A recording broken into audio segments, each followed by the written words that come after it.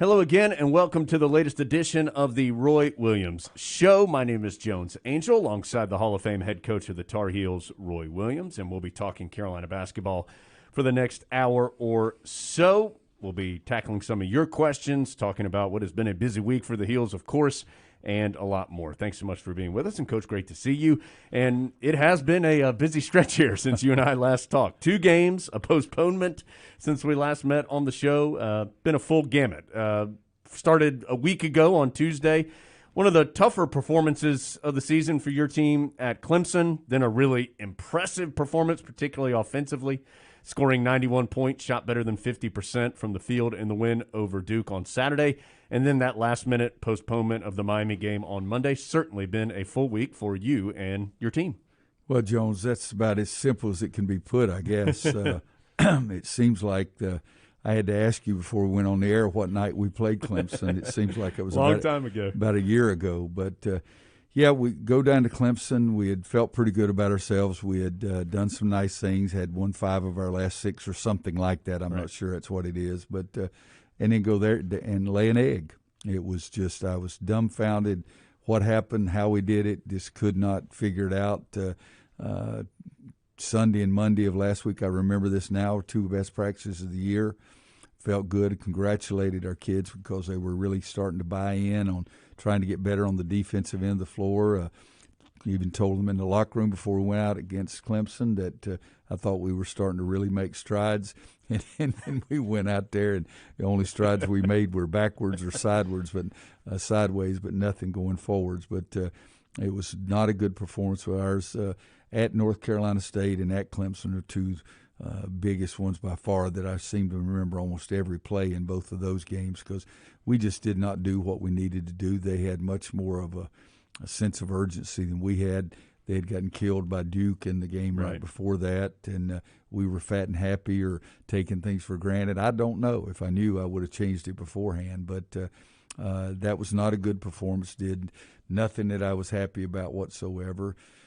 Have some good practices, got after them pretty hard after the Clemson game, spent a lot of time showing them tape from the Clemson game, go over and play Duke at Duke and have a good performance, a good win, score 91, beat them 91-87, and we made two or three big breakdowns of our point guards not getting back and giving us defensive balance because it was a 7 or 8 point game, but all of a sudden it got to a 2-point game and had to make 2 free throws to give us the 4-point lead. But that was fantastic.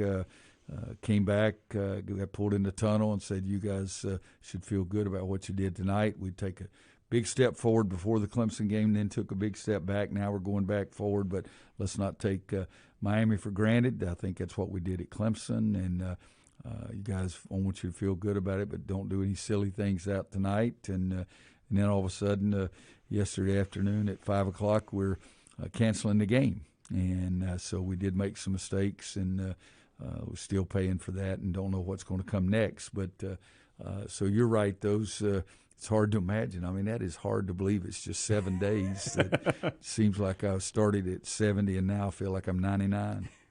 Coach, before we talk about Duke, you did release a statement on Tuesday essentially saying that acknowledging guys made some mistakes. Those guys have acknowledged those mistakes and they're paying the price and time to move forward.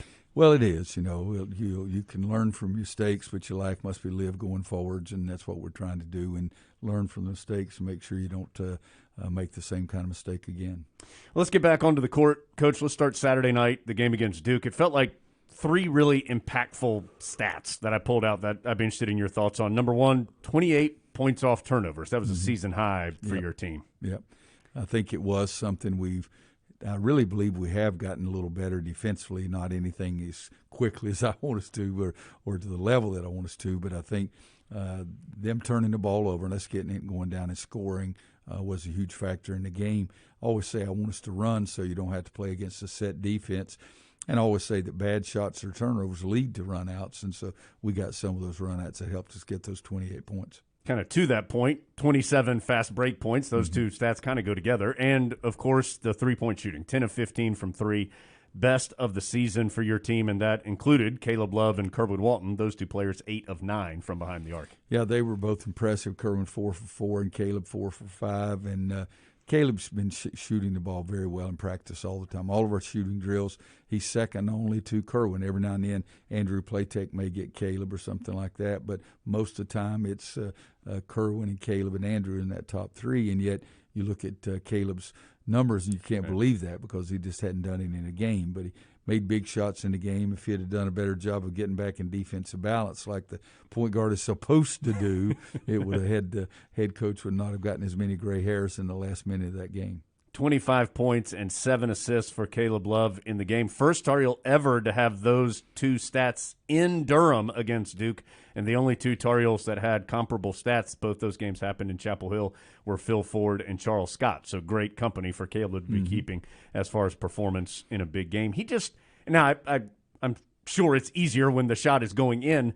He just looked more confident on the floor as well in what he was doing. Well, you said it first. Your statement is it's everything you heard me say a million times. Everything looks better when a shot goes in. When it's your shot, everything really looks better. Yeah. And, he's trying to be a point guard. He's never played the point guard position in his life, so there's a lot of adjustments, a lot of changes, a lot of things he has to be aware of.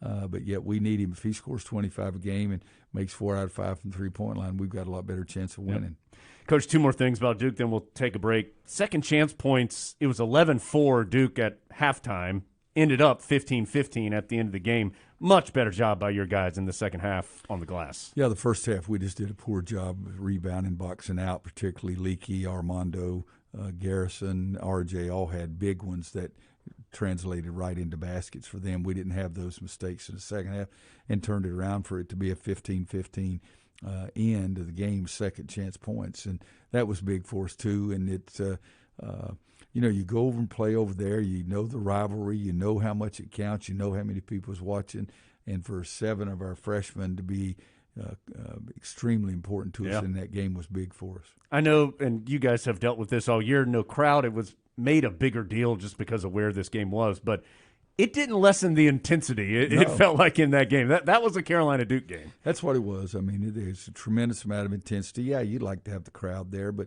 we're playing the game. It's during the timeouts all the time because their daggum music was so loud you couldn't hear anything during that period. But no, I think that by this time of year we're in a situation where we understand that no crowd support or a crowd yelling against you either.